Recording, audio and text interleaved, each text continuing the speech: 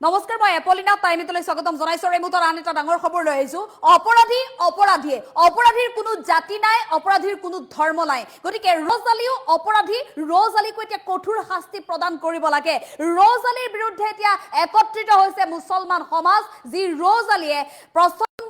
যি ৰজালিয়ে এক জঘন্য ঘটনা সংঘটিত কৰিছে নলবাৰীৰ মাজমজিয়াত এজন খিলঞ্জীয়া যুৱকক হত্যা কৰিছে এগৰাকী যুৱতীয়ে এতিয়া মৃত্যুৰে যুঁজি আছে এই ঘটনাৰ বাবে হেগ্ৰে এতিয়া কঠোৰ ব্যৱস্থা গ্ৰহণ কৰাৰ বাবে প্ৰশাসনৰ ওচৰত দাবী উত্থাপন কৰিছে নলবাৰীৰ মুছলমান সমাজে লৈছে এই মুহূৰ্তত টাইমিটৰ দৰ্শকৰ বাবে এই খবৰ অপৰাধীয়ে ৰজালিৰ বিৰুদ্ধে এতিয়া প্ৰচণ্ড ক্ষোভ প্ৰকাশ কৰিছে নলবাৰীৰ মুছলমান সমাজে ৰজালিৰ বিৰুদ্ধে শীঘ্ৰে কঠোৰ ব্যৱস্থা গ্ৰহণ কৰক ৰজালিক কঠোৰ ব্যৱস্থা গ্ৰহণ কৰি ৰজালিৰ বিৰুদ্ধে শাস্তি প্ৰদানৰ দাবী উত্থাপন কৰিছে দেহৰ কালাকুচিক অপযোগিত কৰা ৰজালিক শীঘ্ৰে বিচাৰি উলিয়াওক প্ৰশাসনলৈ এই দাবী মুছলমান সমাজৰ আইনী শাস্তি প্ৰদান কৰি ভুক্তভোগীক ন্যায় প্ৰদানৰো দাবী উত্থাপন কৰিছে মুছলমান সমাজে একত্ৰিত হৈ এই দাবী উত্থাপন কৰা পৰিলক্ষিত হৈছে নলবাৰীৰ ঘটনাক গৰিহণা প্ৰদান কৰিছে এতিয়া মুছলমান সমাজে পাখন্দ ৰজালিৰ বিৰুদ্ধে কঠোৰ শাস্তিৰ দাবী উত্থাপন কৰিছে নলবাৰীৰ মুছলমান সমাজে আমি পুনৰ জনাইছো এয়া ডাঙৰ খবৰ সমগ্ৰ ৰাজ্য জোকাৰি গৈছে এটা জঘন্য ঘটনাই নলবাৰীৰ চহৰৰ মাজমজিয়াত সন্ধিয়াৰ ভাগত সংঘটিত এই ঘটনা এতিয়া প্ৰতিগৰাকী লোকৰ বুকু কপাই তুলিছে কিমান আচলতে আমাৰ খিলঞ্জীয়া যুৱতীসকল কিমান সুৰক্ষিত ফুট গধূলিতেও এতিয়া মানুহে যেন ঘৰৰ পৰা ওলাই আহিবলৈ ভয় কৰাৰ পৰিৱেশ সৃষ্টি হৈছে একাংশ দুৰ্বৃত্তৰ বাবে একাংশ পাখন্দ লোকৰ বাবে আৰু যাৰ বাবে এতিয়া সমগ্ৰ ৰাজ্যজুৰি গৰিহণাৰ পাত্ৰ হৈছে ৰজ আলী আৰু সমান্তৰালভাৱে এই ৰজ আলীৰ বিৰুদ্ধে এতিয়া একত্ৰিত হৈছে মুছলমান সমাজ মিয়া ৰজ আলীয়ে যি ঘটনা সংঘটিত কৰিছে এই ঘটনাৰ বাবে এতিয়া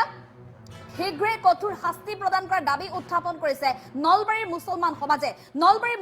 আজি ওলাই আহিছে দেহৰ কলাকুচিৰ ৰজালিৰ বাসগৃহত বৃহৎ এটা আৰক্ষীৰ দল ইতিমধ্যে উপস্থিত হৈছে যেহেতু ঘৰত এটা প্ৰকাণ্ড তলা লগাই ঘৰৰ দুৱাৰত প্ৰকাণ্ড তলা লগাই ৰজালি পলাতক ৰজালি ক'ত গৈছে কোনো খা খবৰ নাই কেৱল ৰজালিয়ে নহয় ৰজালিৰ পৰিয়ালৰ লোকৰ পিতৃ মাতৃৰো খবৰ নাই যি পিতৃ মাতৃয়ে যুৱতীগৰাকীৰ পৰিয়ালৰ লোকক যুৱতীগৰাকীৰ পিতৃ মাতৃয়ে কথা দিছিল যে কুৰানৰ শপত খাইছো কুৰান বুকুত লৈ কৈছো আপোনাৰ ছোৱালীৰ একো ক্ষতি নহয় এনেধৰণে মন্তব্য কৰিছিল সেই ৰজালিৰ পিতৃ মাতৃ এতিয়া নাই আৰক্ষীৰ কাষ চাপিবলৈ চেষ্টা কৰা পিতৃ মাতৃক বিভিন্ন মিঠা কথাৰে প্ৰতিয়ন যাবলৈ চেষ্টা কৰা ৰজালিৰ পিতৃ মাতৃ এতিয়া নাই পুত্ৰই জঘন্য কাণ্ড সংঘটিত কৰাৰ পিছতে পুত্ৰক সমৰ্থন জনাই পলায়ন কৰিছে ইতিমধ্যে ৰজালিৰ পিতৃ মাতৃ আৰু এফালে সন্মুখত পহৰা দি আছে আৰক্ষীৰ প্ৰশাসনৰ এটা বৃহৎ দল আৰক্ষী গৈছে চিআৰপিএফৰ দল গৈছে এটা বৃহৎ দল ইতিমধ্যে উপস্থিত হৈছে কিন্তু এতিয়াও সন্ধান উলিয়াবলৈ সক্ষম হোৱা নাই ৰজালিক বিচাৰি নলবাৰীৰ বিভিন্ন প্ৰান্তে চলাইছে অভিযান আৰক্ষীৰ তৰফৰ পৰা সকলো ধৰণৰ ব্যৱস্থা গ্ৰহণ কৰিছে আৰু এনে অৱস্থাত স্থানীয় ৰাইজ এতিয়া একত্ৰিত হৈছে স্থানীয় যিসকল মুছলমান সমাজ একত্ৰিত হৈছে ৰজালিক যদি দেখে তেনেহলে মুছলমান সমাজে নিজেই সমজাই দিব আৰক্ষীক ইমানেই ক্ষোভ প্ৰকাশ কৰিছে যে নলবাৰীৰ দেহৰ কলাকুচিৰ দৰে এটা বৃহৎ অঞ্চল যিটো অঞ্চলত হিন্দু মুছলমান সকলোৱে বছৰ ধৰি সম্প্ৰীতিৰে তেওঁলোকে আছে একেলগে বসবাস কৰি আছে এক বিশেষ সমাজলৈ তেওঁলোকে বিশেষ বাৰ্তা প্ৰেৰণ কৰি আহিছিল কিন্তু এই দেহৰ কলাকুচিৰ এটা বৃহত্তৰ অঞ্চলক অপযোগিত কৰিছে সমগ্ৰ মুছলমান সমাজক অপযোগিত কৰিছে এইগৰাকী ৰজ আলীয়ে যাৰ বাবে এতিয়া মুছলমান সমাজ একত্ৰিত হৈছে মুছলমান সমাজে মাত্ৰ এটাই দাবী উত্থাপন কৰিছে যে কঠোৰ শাস্তি প্ৰদান কৰিব লাগে কোনো কাৰণত ক্ষমা কৰিব নালাগে আইনৰ গণ্ডিত থাকি যিদৰে শাস্তি প্ৰদান কৰিব লাগে যিমান কঠোৰ শাস্তি প্ৰদান কৰিব লাগে সকলো শাস্তি প্ৰদান কৰক ৰজ আলীক শাস্তি প্ৰদান কৰাৰ বিষয়টোক লৈ আচলতে মুছলমান সমাজে এতিয়া একত্ৰিত হৈ সমৰ্থন কৰিব চৰকাৰে বা প্ৰশাসনে যি ব্যৱস্থাই গ্ৰহণ নকৰক কিয় ৰজ আলীৰ বিৰুদ্ধে প্ৰতিটো ব্যৱস্থাকে সমৰ্থন কৰিব আৰু প্ৰতিটো ব্যৱস্থাকে তেওঁলোকে গ্ৰহণ কৰিব বুলি ইতিমধ্যে এই দাবী উত্থাপন কৰিছে ভুক্তভোগী দুয়োটা পৰিয়ালকে ন্যায় দিব লাগে যেহেতু ৰজ আলীৰ বাবে আজি এগৰাকী যুৱতীয়ে মৃত্যুৰে যুঁজি থাকিব লগা হৈছে ৰজ আলীৰ বাবে এগৰাকী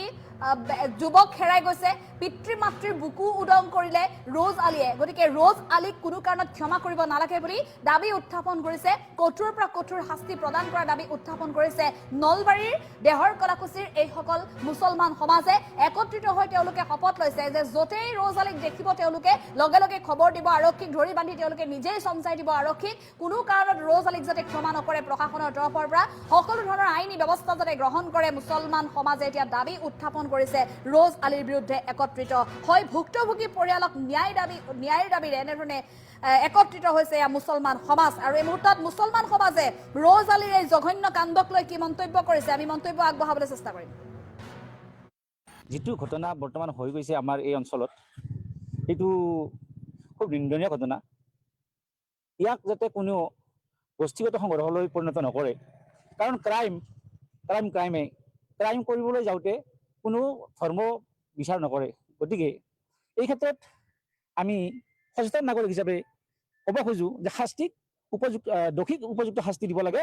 ইমান ডাঙৰ এটা ক্ৰাইম কৰিছে, যিটো কোনো ভাবিব পৰা নাই, ইমান কম বয়সৰ ল'ৰা এটাই। গতিকে তাক চৰকাৰীভাৱে পাৰিলে যিকোনো প্ৰকাৰে তাক ধৰি এটা উপযুক্ত শাস্তি দিব লাগে। সেইখিনিয়ে আমি বিচাৰিছোঁ। মানে অতি নিন্দনীয় ঘটনা, যিখিনি কথা শুনিছোঁ। আমি ঐক্য সম্প্ৰীতিৰে আমি এই অঞ্চলত বাস কৰোঁ। আগতে আমাৰ এই অঞ্চলত এই ঘটনা আমি শুনাও নাছিলোঁ, দেখাও নাছিলোঁ। এতিয়া যিহেতু এই ঘটনাটো হৈছে বা নিউজত গম পাই আছোঁ, যদি দোষী উপযুক্ত তথ্যভিত্তিক যদি তেওঁ প্ৰমাণ হয়, তেতিয়াহ'লে তেওঁক উপযুক্ত শাস্তি প্ৰদান কৰক আইনীভাৱে। আপোনালোক গাঁওবাসীয়ে মানে আমাৰ কোনো এটা হেৰি নাই, যদি উপযুক্ত মানে প্ৰমাণ হয় তেওঁক উপযুক্ত শাস্তি প্ৰদান কৰক। মানে অতি নিন্দনীয় ঘটনা, যিখিনি কথা শুনিছোঁ। আমি ঐক্য সম্প্ৰীতিৰে আমি এই অঞ্চলত বাস কৰোঁ। আগতে আমাৰ এই অঞ্চলত এই ঘটনা আমি শুনাও নাছিলোঁ, দেখাও নাছিলোঁ। এতিয়া যিহেতু এই ঘটনাটো হৈছে বা নিউজত গম পাই আছোঁ, যদি দোষী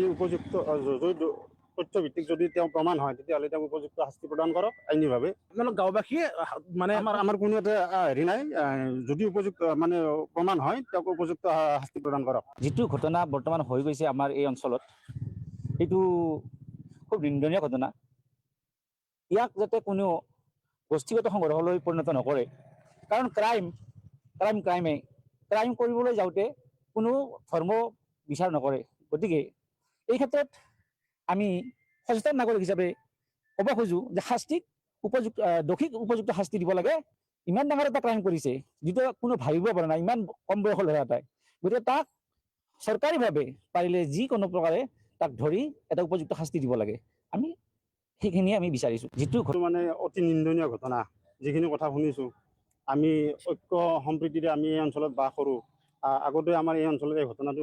ঘটনা আমি শুনাও নাছিলোঁ, দেখাও নাছিলোঁ। এতিয়া যিহেতু এই ঘটনাটো হৈছে বা নিউজত গম পাই আছোঁ, যদি দোষী তথ্যভিত্তিক যদি তেওঁ প্ৰমাণ হয়, তেতিয়াহ'লে তেওঁক উপযুক্ত শাস্তি প্ৰদান কৰক আইনীভাৱে। আপোনালোক গাঁওবাসীয়ে মানে আমাৰ কোনো এটা হেৰি নাই, যদি উপযুক্ত মানে প্ৰমাণ হয় তেওঁক উপযুক্ত শাস্তি প্ৰদান কৰক। যিটো ঘটনা